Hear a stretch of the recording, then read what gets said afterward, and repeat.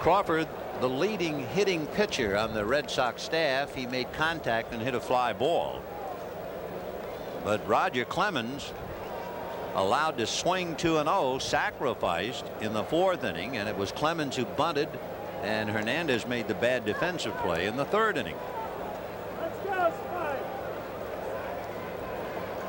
Nobody out, and there's a base hit to left field. In comes Evans. He'll stop Gedman. You go 90, I go 90, and we go up 8-3, say the Sox. It looks like they're playing one of those video arcade games.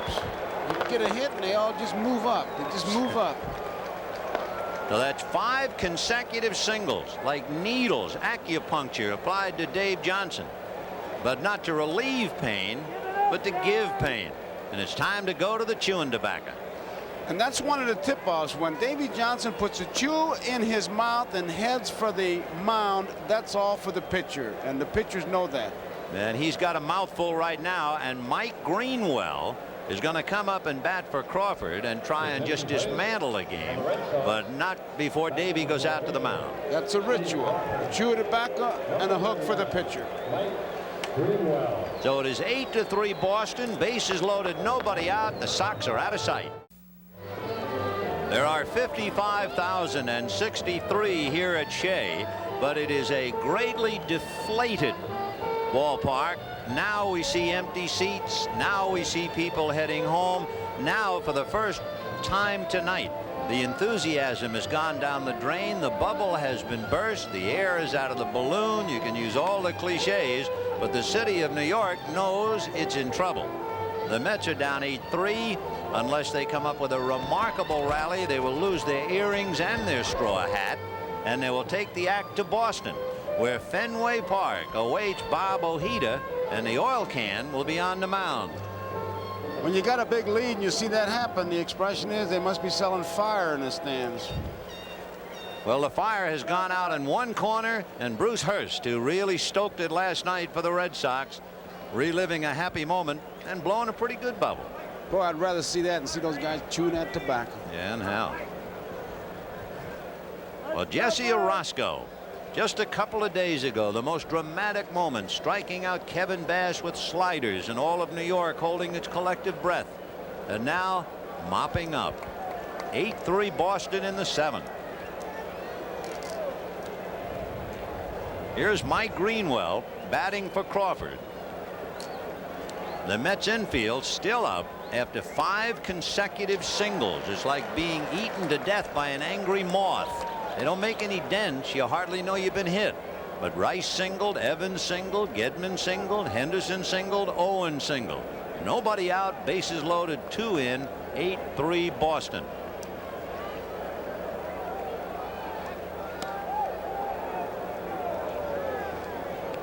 In the World Series, as you can see, 6 consecutive hits, and Boston has 5 in a row. Those 6, by the way, were in the 9th inning. You could hit a home run right now and you'd stop the rally. 1 ball, 1 strike. Ball 2, 2-1. I mean, look at all those singles. Center field, center field, center field, right field, left field. And of course, hanging over Shea Stadium, not only the pall of defeat, but also the weight of the second guess. And I'm sure Davey Johnson, had he only been given the opportunity to do it over, that was in the 4th inning with 2 on and 2 out, and the Mets very much in the game. Gooden batted, stayed in the game, gave up 2 more runs in the 5th inning, and for all intents and purposes, the game went down the drain. And although Johnson was probably right in his assessment of Roger Clemens, feeling that the Mets would get to Clemens, Roger, remember, had to leave in the 5th inning. It was too late. 2-2, the count to Greenwell. Gedman, Henderson, and Owen on the line. Ground foul back of Walt Hriniak, the pride of Natick, Mass. What were you telling me as we look at Steve Garvey and Jay Johnstone? Yes, here's to you. Schlanthawallager. That's a Gaelic toast. Bob Stanley told me that in high school, Hriniak holds the high school passing record over Flutie. And Bill Robinson, who insists I am not the batting instructor, I am the hitting instructor, still waits for the Mets to hit. 2-2.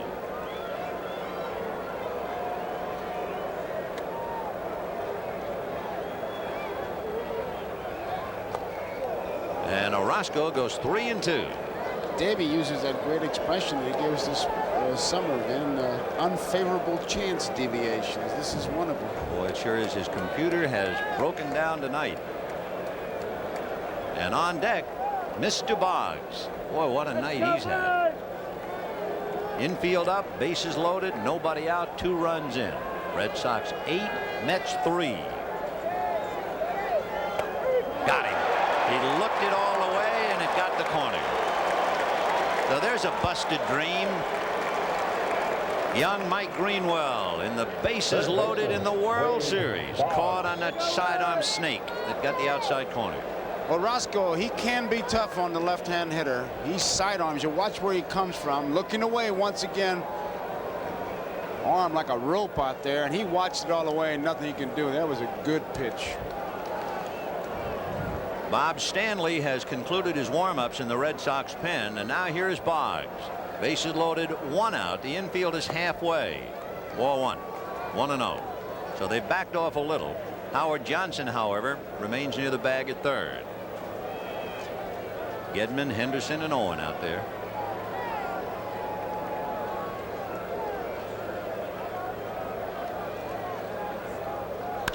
Slicing foul down the left field line, way out of play. 1-1.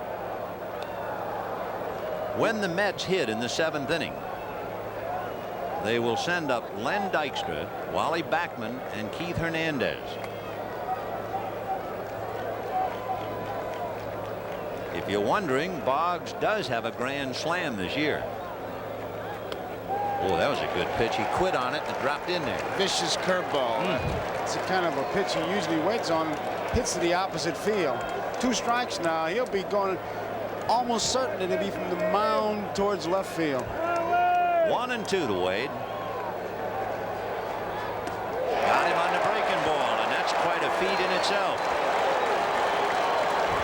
So Orozco strikes out Greenwell and Boggs, and that'll bring up Marty Barrett. Second baseman, Marty. Big breaking curveball, but it is also his motion. When he gets that left arm out there, watch it. Looks away. That's intimidating. Finds that target, and look at that. From way out there, the curveball. And you can see Boggs bailing out. Bat was there, but the body was in the first base coach's box. Marty Barrett grounded out, twice singled to right and grounded to short, but he's gone the other way 3 out of 4 times. Ball 1.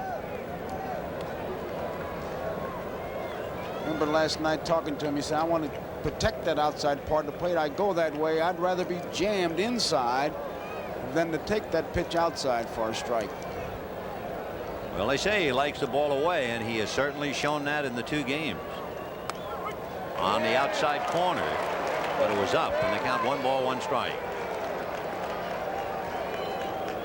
You can see by his stance that he strides that way. Orozco with a fastball and a good slider.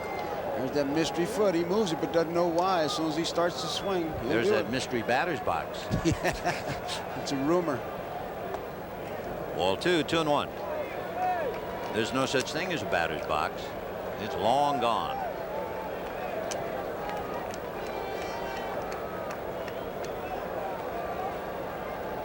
Batters know exactly where to step, though. They got their favorite spot. 2-1 to Marty Barrett. And he hits it in the air to left center. Dykstra trying to run it down. He does. However, 5 straight hits for 2 runs. 3 left. And at the end of 6 1/2, 8-3 Red Sox.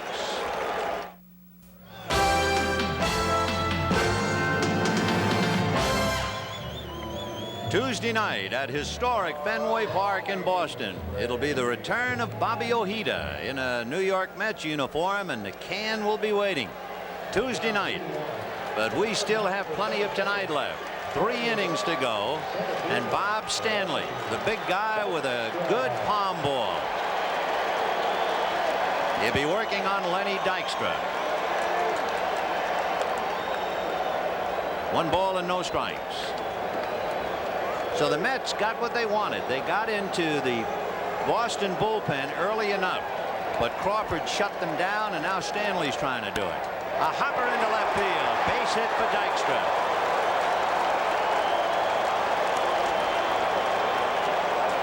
And if there is any life left in this crowd at Shea, we'll see it now as Backman comes up and Hernandez on deck. Stanley was a workhorse for the Red Sox. He was in 66 games during the regular year. He even got a start in Kansas City.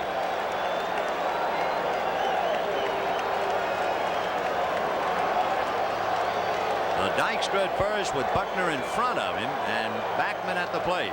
And he's going to try and left the bunt in Rich Gedman's mitt. 0-1. It's kind of interesting the way Buckner and Dykstra are playing over there. Buckner's way off the bag, and he's setting up a defensive maneuver with his second baseman Barrett. There you see it, and Dykstra gets behind him. It is 8-3 Red Sox, bottom of the 7th inning. There's the palm ball, and he missed with it. 1 ball and 1 strike. Bob Stanley finished 50 of his 65 relief appearances. I mean, he got the job done when they needed it. Backman waiting. 1 ball, 1 strike.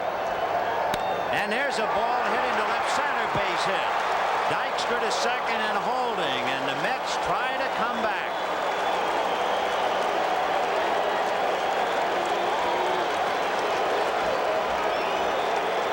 I'm sure that McNamara would like to keep Schiraldi out of there, but you never know. There's some action. Somebody's getting up.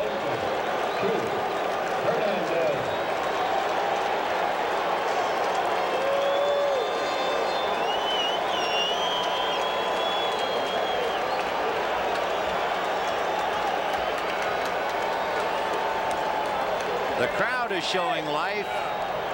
The Mets pen quiet, but now Fernandez throwing. Calvin Schiraldi gets up in the Boston bullpen.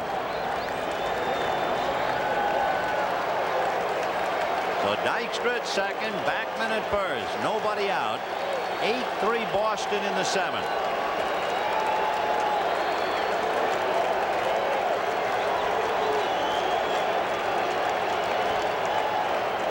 Hernandez walked in the first inning, slammed one off Clemens' leg, and a great play by Boggs got him in the 3rd inning, and he singled up Marty Barrett's glove in the 5th. Strike. One thing about the Mets, as with any championship ball club, they don't quit, and the Mets had 39 come from behind victories this year. 0-1. Fouled away off to the left, and now Hernandez in a hole. 0-2.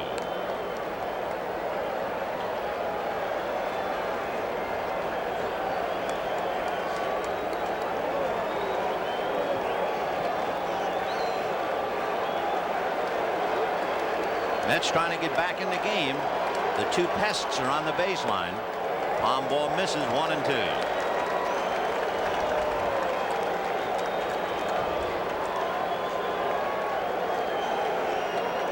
On deck, Gary Carter.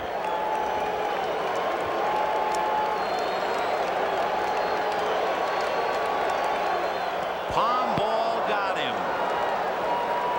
You talk about changing speeds. What a surprise that was.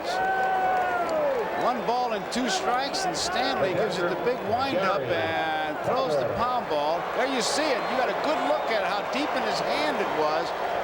And Hernandez not only out in front, but way off balance. That super slow-mo really showed that palm ball. I think the palm ball is extremely effective, especially if you're a man as big as Stanley. He's 6'4" and 220, and you expect everything to come up to the plate in a hurry. Here is Carter. It's that arm speed once again. Yeah. Very deceiving. Carter flied to center, robbed of a hit by Boggs, and singled. Strike. Boggs made a great play on Gary's ball. Otherwise, the Mets would have tied the game in the 3rd inning. And then Carter singled off the glove of Owen against Crawford. So Stanley has 1 out, 2 on, 0-1 the count, and Darryl Strawberry on deck. Good sinker. Bottom dropped out. The old expression really holding true. 0-2 the count. And there is Strawberry, the big gun that has been thoroughly silenced in October. You know Carter's got that pound ball that he threw to Hernandez on his mind. 0-2. Got him. He took a shot at the outside corner, and it's one of those too close to take with 2 strikes. Right fielder, And that pretty much says it all. I don't think it was a strike, but Boy, there's a lot of head shaking in New York. Confused, bewildered. Talking about confused and bewildered, pretty good words to describe Darryl Strawberry up to now.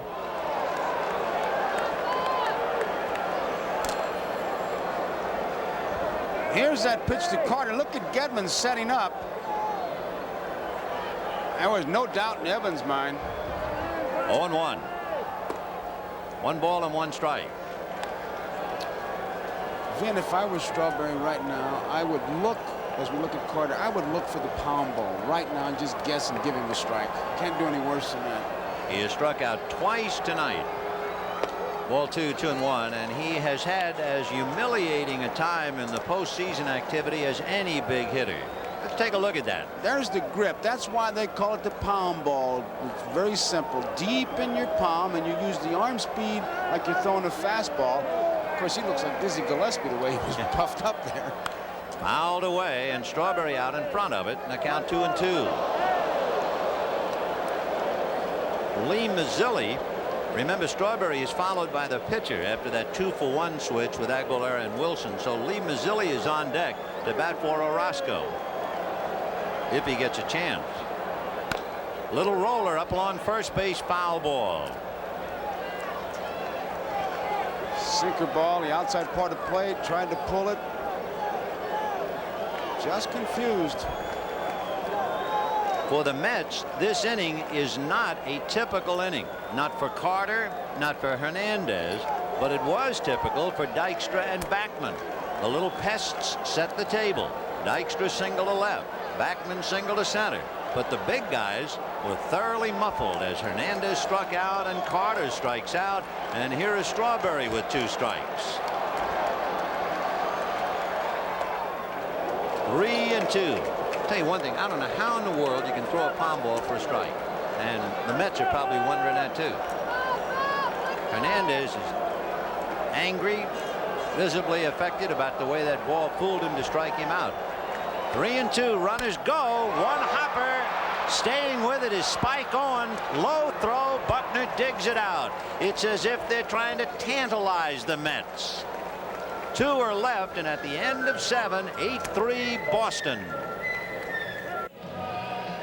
This telecast is presented by authority of Major League Baseball. It may not be reproduced or retransmitted in any form without the express written consent of Major League Baseball. It is 8-3 Boston in the 8th inning. The Mets have left 6 men in the last 4 innings. They have left 8 in the game. The Red Sox left the bases loaded in the 7th inning, and they're still breezing and leading by 5. leading off the 8th inning for the Boston Red Sox. First baseman Bill Buckner, followed by Jim Rice, and then Dwight Evans against Jesse Orozco. Buckner lined to short, single to right to drive in a run, flied to left and struck out.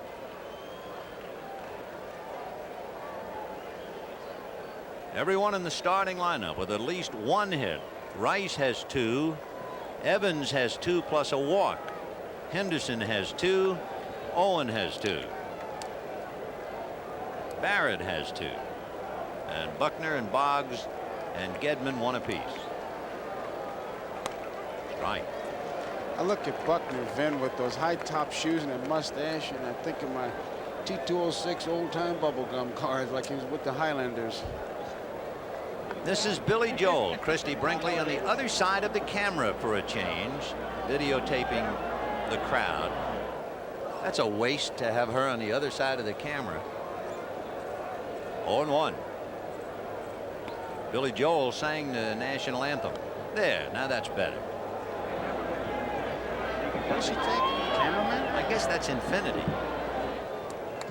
She takes a picture of herself, taking a picture of herself, taking a picture ad infinitum. Okay. Right? Ad nauseum. That's better. That's better. 1-1. Fouled away. 1-2. I understand that second one. Me too. 1-2 to Billy Bucks in the 8th inning. 8-3 Boston. Bobby Ojeda. He was 18-5 during the regular year. And he's got a date in Fenway Tuesday night against Dennis Oil Can Boyd. And what about Wednesday? What about Wednesday? For a few moments, and for a few moments only, we saw Sid Fernandez throwing in the Mets bullpen. There's a looper to right, and that's going to fall for the 14th Red Sox hit. I would think a pinch runner would come in. I'd look for old Stapleton to I come would out. think, just to give him a break. Jim Rice.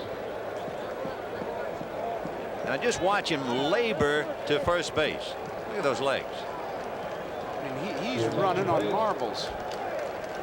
Here comes Buck out. And he gets a well-deserved round of applause for his gutsy playing on a bad leg. Billy Bucks leaving the field. And running for him at first base, Dave Stapleton. And they know how much it hurts him. Boy, do they ever. And he never complains. No. So there is Dave Stapleton at first. And Jim Rice with 2 singles and 4 trips at the plate.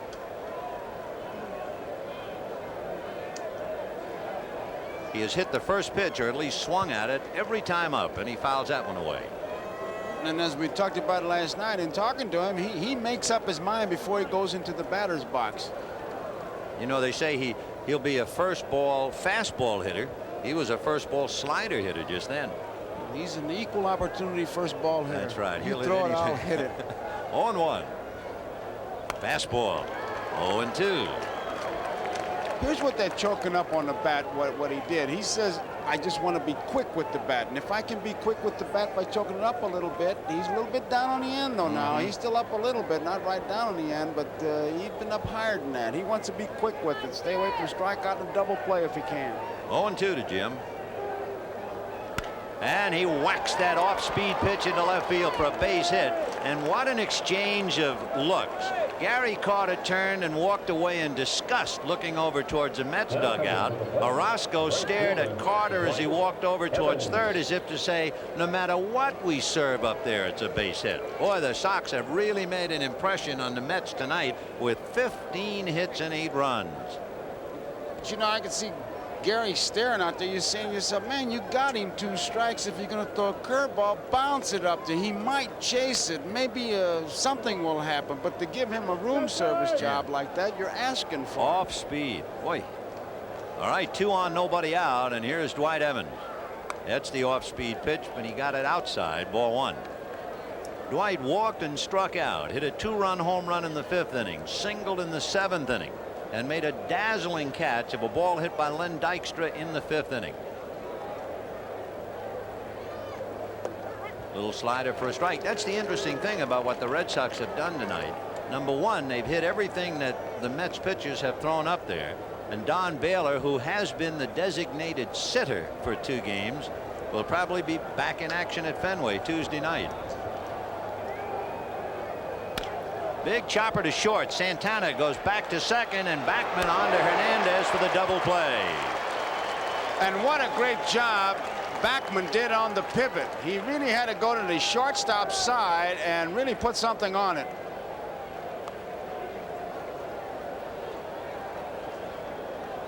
Santana gives him a good ball hit. Now watch where he ends up. Try to take him out to play, but he really made a great pivot. A rolling block by Jim Rice to no avail, and with 2 down, Dave Stapleton is at third, and the batter is Rich Gedman. Can you imagine what Rice must sound like coming down to Backman, like the 5:15 leaving Grand Central? So Gedman with 2 out in the 8th, 8-3 Boston. 4-1, 1-0.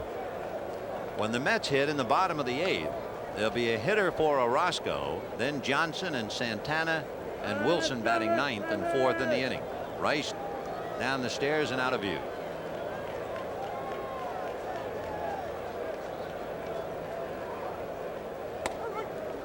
One and one. So the Red Sox have been extremely impressive in 2 games. They won that tough one 1-0 last night. Tonight they have piled up 15 hits and 8 runs. They have had 4 dazzling defensive plays. The Mets got into their bullpen and have been completely shut down by Crawford and Stanley. And all the while, Davy Johnson and Mel Stottlemyre can only sit and sip hot coffee and wait.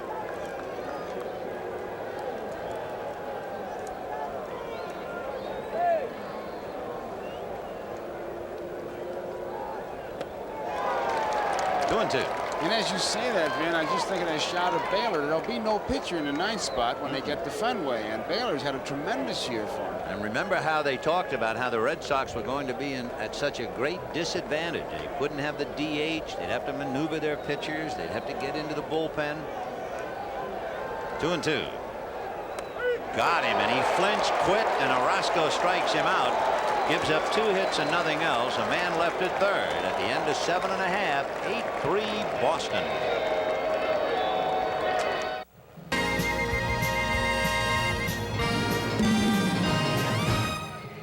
Pictures showing you the despair of the Mets, at least at this stage of the World Series.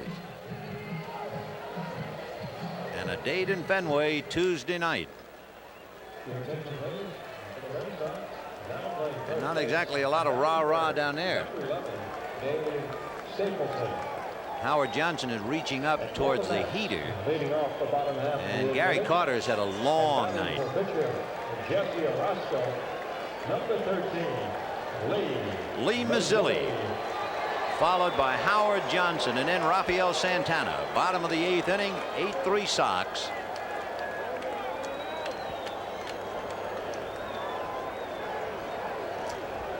Mazzilli, a former Met who has returned, fouled it away. He wears number 13. If you ask him if he's superstitious, he said, no, when I got back here, my wife and I decided my luck couldn't be any worse. I'll take 13. So he's wearing it. 0-1. Fouled away. When he was a kid, he was not that well known as a baseball player, but he was a dazzling speed skater. He won 8 national championships. 0-1, 1-2. When he came up, he was the picture of Saturday Night Fever. Boy, he's something.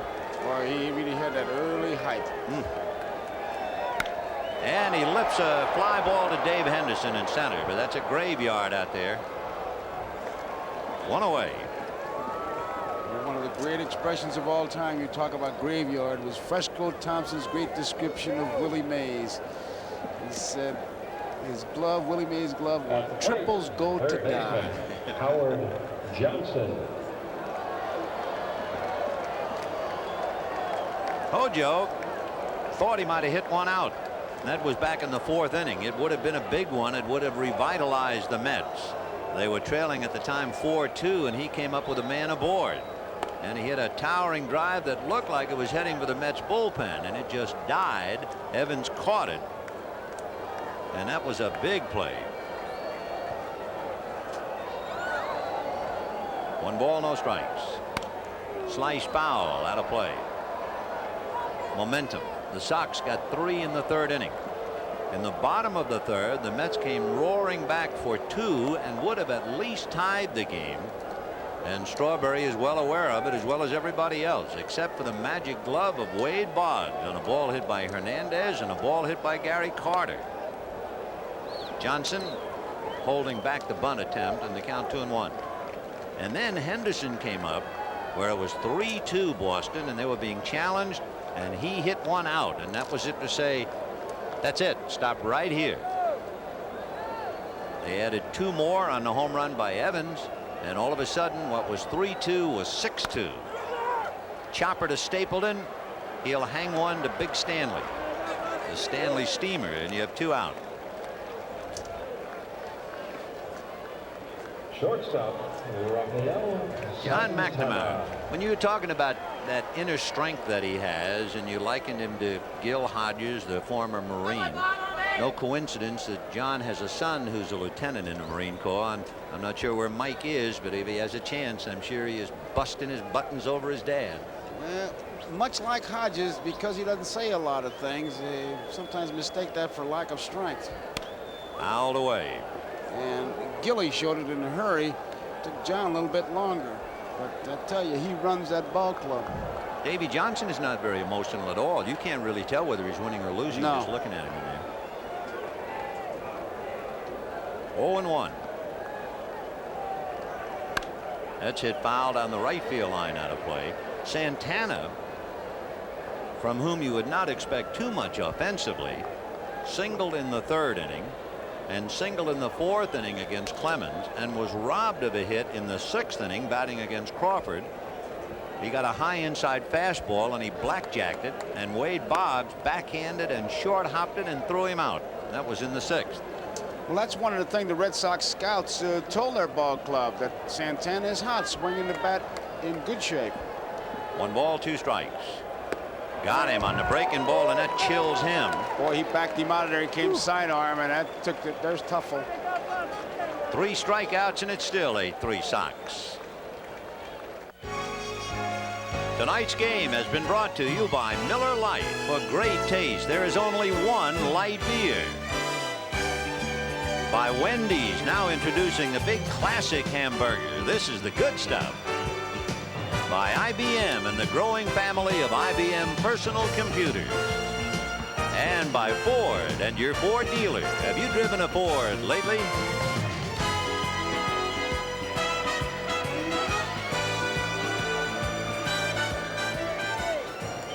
The big Hawaiian will hang 10 on the rubber now as we go to the 9th inning. Sid Fernandez. And leading off, Youngster will be the 4th Mets pitcher. Dwight Gooden, then Aguilera, Orozco, and now Fernandez. He will be pitching to Dave Henderson, Spike Owen, and then Bob Stanley. Fernandez, a 16-game winner.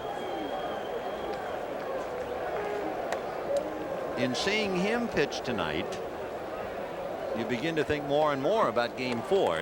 Johnson was pretty sure he was not going to expose his young left-hander, who was inclined to be a little wild anyway, to Fenway Park. But now all of a sudden you're starting to wonder. Aguilera pitched a while. He pitched almost 2 innings tonight. Got to be Darling. And would you bring Darling back? Darling last night went 7 innings. Knocked on his numbers in the collision by Henderson. It would appear as if he would be the logical choice. Line drive, 16th hit for the Boston Red Sox. And Fernandez is welcome to the club. 8 hits off Gooden, 5 hits off Aguilera, 2 off Orozco, and now this one against Fernandez. Tuesday night's game is going to be something. I mean, you talk about drama. Fenway Park. The Mets played there once in a meaningless exhibition game. They will be playing for their baseball lives, and it will mark the return of Bobby Ojeda to Boston against the Can. Right. When you talk about Oil Can Boyd, and they talk about the guy's got 6 pitches, natural ability all over the place. Ojeda's done some job and familiar with Fenway Park. And there he is. And I would think the Boston fans will probably make a little noise. Oh. Fouled away, and the count 0-2. Listen, this ball club, I tell you, they waited a long time to make some noise. 1918, the last time that the Red Sox won a championship. Whether that was an ominous note for the Mets and a harbinger of good things to come for Boston. But the last time they won it, they won the first game 1-0, pitched by Babe Ruth, and they won last night 1-0. They had the frustration of 75 and the heartbreak of 78, but they'd forget that in a hurry if they keep this thing going. You don't think the Mets want to spoil that homecoming just like the Red Sox spoil this homecoming. So Tuesday night will be something at Fenway Park. 1-2. Spike Owen, a switch hitter, batting right-handed. Davy Johnson has to be deep in thought, watching Fernandez. thinking about Tuesday, and then the gap in his plans on Wednesday. Ground ball up the middle, and even though it hit the side of the mound, that couldn't take the sting out of it. That's 17 hits. So there are runs in the stockings, and there are 17 hits to go along with them. Number 46. 2 on, nobody out. Bob Third hit for Owen. Yep. Henderson 3. And remember, he hit it right-handed. So Spike Owen with 3 hits and a walk. And the batter is Bob Stanley. Oh, What'd he wants to crack a bat so he can put it in his trophy case. I know he's videotaping this. Johnny Mack wants him to sacrifice, or at least the Mets think so. Let's see. Yep. Hernandez right on his neck, and he fouled it back. 0-1. Boy, you talk about the first baseman coming. Of course, he's made that play, charging the bunt and getting the force at third. The only way you make the great play is by gambling. He's really going to get burned if Stanley had enough to punch it down the first base line, but that's pretty easy to say. You're in that batter's box. You make up your mind to bunt one way. Very difficult to change. Hernandez knows that, and he is really ready to charge. 0-1 the count. And he's going to push the bunt foul. Look at Hernandez saying, that's okay. You want to do that? That's all right. He's laughing. Tell you, guy's a battler, man. And Stanley pushes at it. Wants to push it past Hernandez. Boy, these Red Sox pitchers are something. Clemens swings 2-0. Stanley's not content with bunting. He's going to push one by Hernandez. I mean, they love it, huh? Look at this kid laying that one foul. Well, Stanley at least hit the ball. It's a moral victory because the last thing he wanted was to get a mark on the bat, and he at least got that. Sure did. Though Hernandez did not get the force, Stanley striking out, bunting foul. 2 on, 1 out, and here's Wade Boggs. Robbed of a hit by Backman, double to left, and walked, and he's at a fielder's choice and struck out. 2 on, 1 out in the ninth. 8-3 Boston.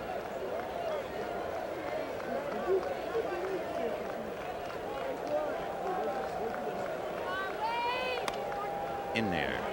The Mets in the ninth inning are due to send up Mookie Wilson, Len Dykstra, and Wally Backman. Dave Henderson at second, Spike Owen at first, 1 away.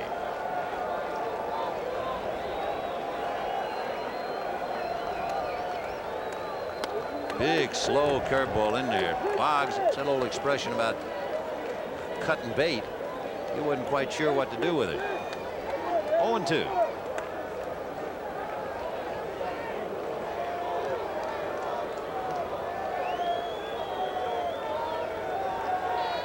Fouled away.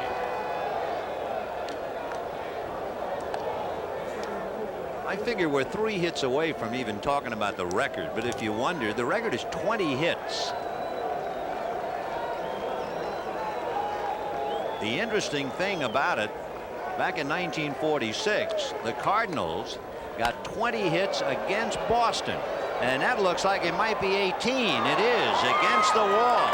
In comes Henderson on a double by Boggs. Stopping at third is Owen. It is 9-3 Boston. And they're getting close to returning the favor. Do you remember the 20 hits the Red Sox? No, the Red Sox. No, I was just going to say the Red Sox, let's see, what would be received off the Cardinal bats? Yes, I remember. Did you have a slice of that pie? Yes, I did. How big a slice did you have? I had 4 hits. 4 hits, 4 bullets. Well, there's a bullet over the Straw's head.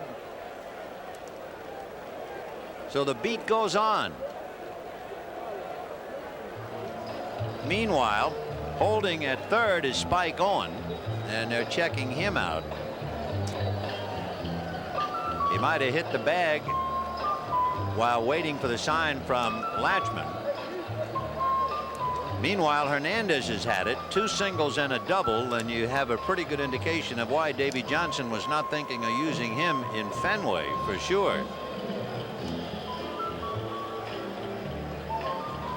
Oh, and evidently rounding third, tried to jam on the brakes and twisted his ankle slightly, or more than slightly, as he hobbles off. Ed Romero can pick up for him. So Spike has to come out. And he did a fine job. He had a walk, 3 singles. For the Mets, number 36, Doug Sisk. So Doug Sisk will be coming in. Ed Romero will be the runner, and we'll pick up right after this. Right-hander Doug Sisk, the 5th Mets pitcher. It's been Dwight Gooden, Rick Aguilera, Jesse Orosco, Sid Fernandez, and Doug Sisk.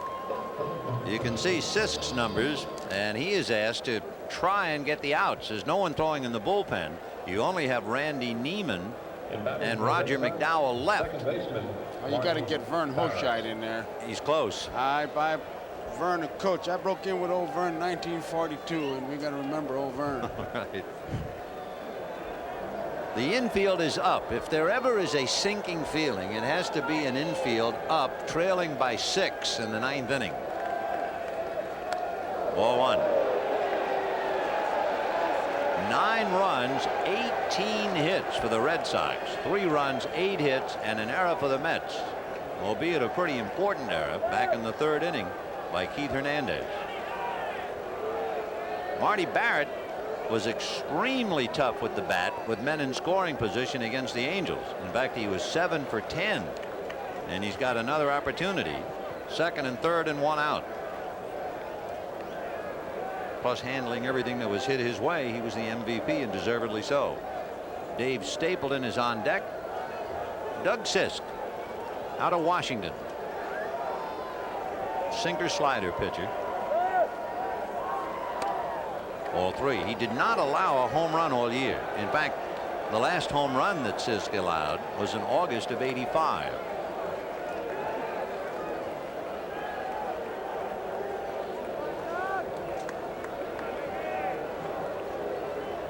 And now they're going to put him on. So that'll load the bases with 1 out and bring up Dave Stapleton. Remember Buckner, when he singled in the 8th inning, they took him out and Stapleton ran for him. Dave Stapleton. Isn't that something? What happens to a ball player? You talk about a staircase to paradise. That's the staircase to the cellar. Wrong way.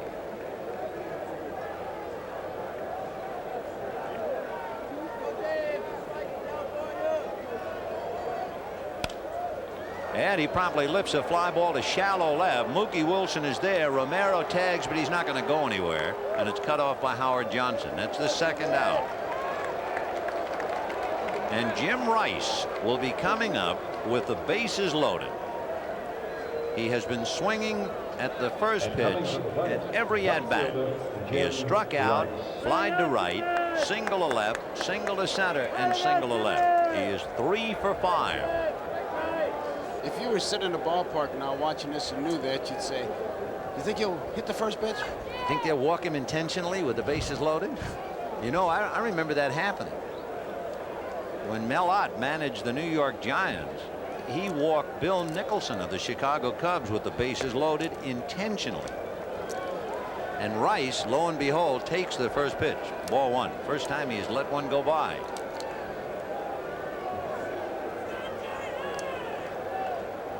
(9-3) Boston. In there. He looks like he's higher on the bat from here. I don't know the close-up shot, but you can see more of the bat handle than the last time. Yep. Definitely. Definitely. He was a little bit lower last time. Romero at 3rd, Boggs at 2nd, Barrett at 1st. 2 out. Sinker. 1 and 2. You know, I was talking to Harry Minor, the Mets scout, and he was telling me that Sisk coming down the stretch was a pretty good pitcher for him. Kind of got lost with everything else, but he did some pretty good work.